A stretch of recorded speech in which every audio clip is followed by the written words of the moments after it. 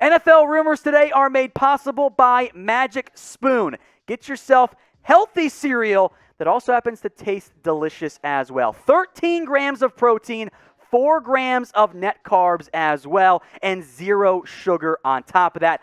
$5 off your first order, whether it's one box or maybe 4 of them as well, at magicspoon.com/chat. And by the way, folks, I will make sure there is a link for you guys to click and go by in the comment section and in the description. Let's talk Green Bay Packers now. Aaron Rodgers, the story that just will not go away. So over the weekend, more or less, Mike Florio floated out this idea. What if Aaron Rodgers were to opt out of the 2021 season and claim COVID as the reason? He wouldn't lose out on any guaranteed money, his contract would roll over, and then next year maybe he could force a trade, which ignores the whole contract issue related there. But regardless, Florio has now updated his self-created story that says Rodgers, source tells him, it's not going to happen. He will not opt out of the season. The deadline's too tight, and he'll find another way to potentially force his way out of Green Bay, including maybe retiring, which would save him potentially on some of the money he might lose. Now, if Rodgers just doesn't show up, if he says, I'm not retiring, but I'm holding out, this is some of the potential lost earnings. Now, some of this also applies to retirement, but not all of it. $14.7 million base salary, gone no matter what. $11.5 million signing bonus and the $6.8 million roster bonus, maybe not lost if you were to retire.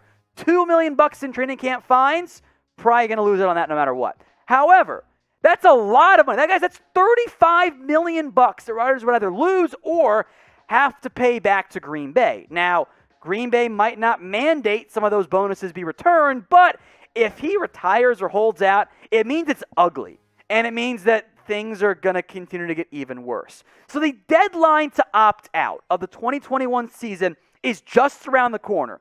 That comes up on July 2nd. According to Florio, Rodgers will not do that, which, to be honest, I never really thought he was going to. But hey, it's an option. Which means that the next key timeline, the next key date, is the start of training camp. July 27th. Now, the report date might be like a day or two earlier, but that's the key date. If Rodgers isn't in camp by July 27th, the trade odds go up, and the ugliness continues between both of these sides. Now, August 14th is week 1 of the NFL preseason for Green Bay, when they go on and take on the Houston Texans. So I am very curious to see what ends up happening at that point for the Green Bay Packers and for Aaron Rodgers. Now, we do have some updated Week 1 team odds. For now, Green Bay's your heavy favorite, then Denver, which, again, makes plenty of sense there, and then everybody else. The Raiders, the Browns are on there, Saints as well, Washington, Miami's on there too, which is a bit of interesting. So, again, your top 4 there, and then the next 5 teams of Saints, Washington, Miami. Carolina, I actually don't hate that. They could get really aggressive. Issues money-wise. The Chargers make 0 sense. I have no idea why they're on there, why they're even bettable. They got Justin Herbert. They're not going to do that, right? Just LA team or whatever. It's still such, and I've brought this up before, a baffling situation that we're in. I can't recall a time in ever that a quarterback, hell, even a player of this caliber, coming off the season that Aaron Rodgers had, is dealing with legitimate questions about what team he's going to end up playing for. Rodgers, even though he's older, was off the charts good last season. That was one of the best years we've seen out of a quarterback. He makes any team a Super Bowl contender. It's pretty crazy. So what do you think will end up happening then, folks, with Aaron Rodgers? Type in T for they're going to trade him. Type in K for no, they'll keep him and he'll play this year, at least for one more year. Or type in R for you think he ends up retiring and calling it a career. So get your votes in for me. It's T for trade, K for keep, or type in R for retire. As mentioned, today's show is made possible by Magic Spoon. Get yourself $5 off your first order when you use MagicSpoon.com/chat. Now, they've got some delicious flavors. It truly tastes like the cereal that you grew up with. The blueberry, absolutely incredible. So it's $5 off on not just the blueberry, but all of the flavors that they have available. You can even order more than one box, of course, because, come on, it's delicious. You'll go through it a lot faster than just like that. MagicSpoon.com/chat. It tastes like that cereal you grew up with, whatever it was. They've got the cocoa, the fruity, the frosted, all of it. 13 grams of protein, a mere 4 grams of net carbs, and on top of that, 0 grams of sugar, even though it tastes like there's plenty of sugar in there. Check it out today. It's in the comments and the description. MagicSpoon.com/chat. Let's talk Xavien Howard trade now. The Sports Illustrated suggested this idea, or at least discussed it. What if the Saints went out and added Xavien Howard? They are a very aggressive football team. They could use a corner. Howard wants a new deal. No team manipulates the cap quite as well as the Saints actually do, so maybe, right? Now, money is a factor here, okay? Howard wants to get paid, and oh, by the way, so does Marshon Lattimore. Now, ironically enough, if you structure the deals correctly, you could pay Marshon Lattimore and bring down his cap hit this year. You could pay safety Marcus Williams, bring down his cap hit this year, and find enough money to add Xavien Howard. It's not easy. It is doable. And if you were to pair Marshon Lattimore with Xavien Howard on the outside, that is, I think, the best 1-2 punch at corner in the NFL, plus ultimate trash talker Chauncey Gardner-Johnson getting plenty of nickel work. You know, at that point, Paulson Adebo becomes kind of a, well, what do you do with him? But it's okay. You got Marshon Lattimore, and arguably the best corner in all of the NFL last season in Xavien Howard. He got targeted a lot, all right? We have to acknowledge that. That's why he allowed 719 yards. But you know what? I will allow that many yards on 100-plus targets if he allows 4 scores only and picks off 10% of the passes thrown his way. I don't care about the yards at that point. You pick off 10 passes, I got room for you on my team. There's no doubt about that one. Now, you have to pay him a lot of money. I don't think Howard is going to demand, at least from Miami, top 2 cornerback money, although he is justified in if he wants to ask for it if he weren't, had 4 years left on his contract. But a pay raise to maybe $17 million per year, it's doable. And the Dolphins would eat some of that still as part of a trade. Not all of it, but at least a little bit to help make it a bit more palatable for New Orleans. Now again, the Saints are tight on salary cap space. But Saints fans, you guys know this. There is no team ever in the history of the NFL who has been so able to manipulate and utilize the cap to their advantage. So yes, the Saints are tight on cap.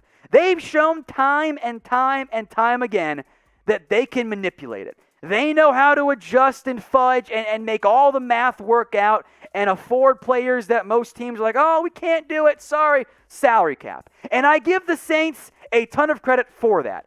Xavien Howard, though, getting him would still be an awful lot to ask for, but it's a fun idea. So let me know in the comment section then, folks. Where do you think Xavien Howard will end up playing in 2021? Is it with the Saints, the Dolphins, or somewhere else? Get your votes in right now. Let's chat Stephon Gilmore, his status for the 2021 season. So we've got some kind of, sort of, but I actually don't know if they actually are. It's kind of the weird middle ground. Potentially conflicting reports out of ESPN and NFL Network. First, the stuff we know. Gilmore wants a new contract. There have been trade rumors around him, and he held out of minicamp. Now, the report out of ESPN is that the situation between Gilmore and New England is not bad. This is not bad blood or anything. It's not contentious was the exact term used by ESPN's Mike Reese. In fact, Gilmore is still hanging around in town. So that's a good thing. NFL Network, though, says, look, Gilmore still might skip the start of training camp.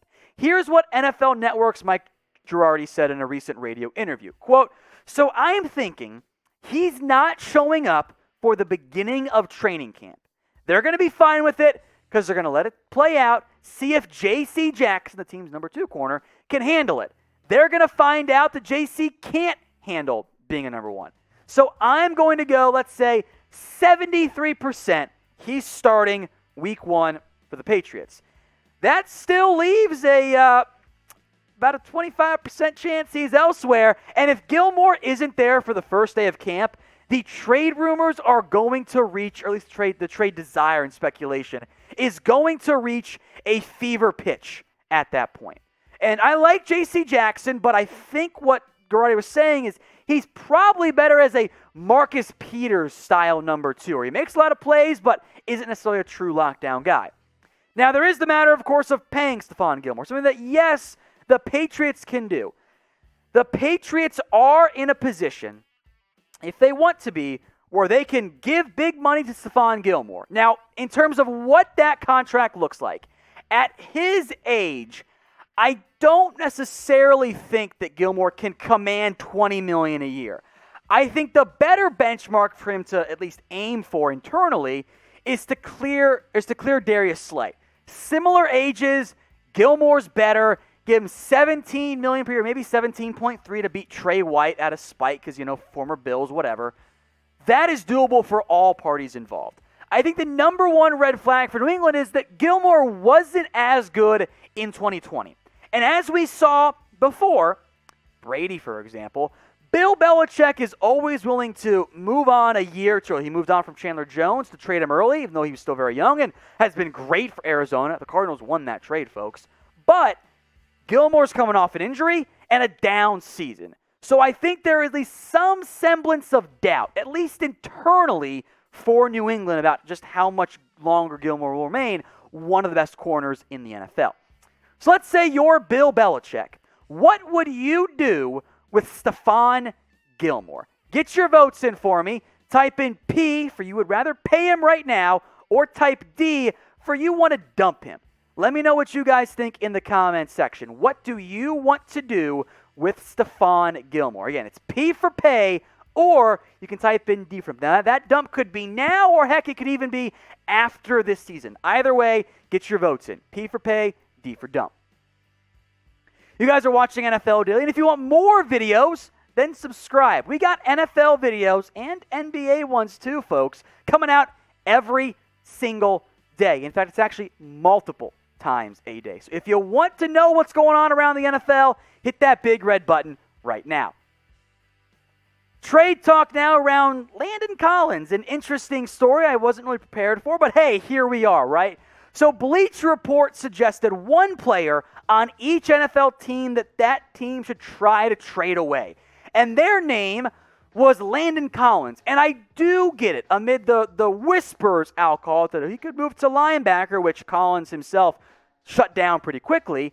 It does make some sense. You save a ton of money, $12.71 million in salary cap space this year for Washington. You can make Cameron Curl a full-time starter at strong, so they'll probably get some linebacker ups because, strong safety linebacker role, not that different in today's NFL. But I think the money plus the injury history for Collins is a bit of a red flag. So Collins is not really cuttable, at least for this year. Next year, that kind of changes. Here is his contract for a team if they were to trade for Collins, what the new team would owe him. $12.7 million this year, $12 million next year, then $13, $14, final a free agent after 2025. Now, he's cuttable, but you're still going to pay him a pretty good amount of money. And then that price tag, by the way, $12.7 million for 1 year, is not easily absorbable, at least not desirable, I should say, desirable for most teams out there. So we'll talk more about this, but I want to hear your votes. What is the percent chance that the Washington football team says, you know what, we're going to trade Landon Collins? Get your votes in for me in the comment section. The percent chance that Washington says, you know what, goodbye Landon. Get your votes in right now. Now, Collins only played in 7 games last year. And I think with the benefit of hindsight, that deal does look like a little bit of an overpay. Like, I think that is the reality here for Washington, that they probably paid a little bit too much. And the injuries, of course, limited his impact, but he hasn't quite been, I would argue, as good of a box safety as he was with the Giants. which is okay. He hasn't been a disaster, but probably slightly overpaid. Now, for Washington, they're in a pretty unique spot. The injury to Landon Collins opened up the door for Cameron Curl, who we'll get more in depth to here in just a second. At free safety, it's probably Bobby McCain.